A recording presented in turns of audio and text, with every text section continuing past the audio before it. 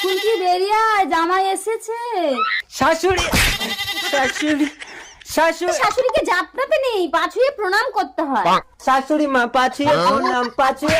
আরে মাথা মোটা, শাশুড়ির পা ছুঁয়ে।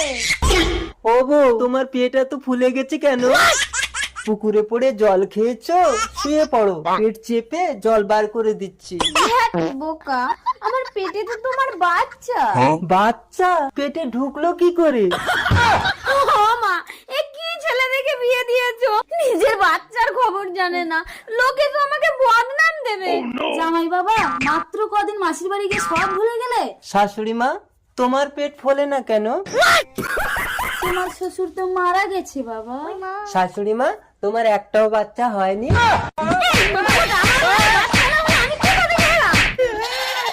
শাশুড়ি মার এত বড় বাচ্চা হয়েছে।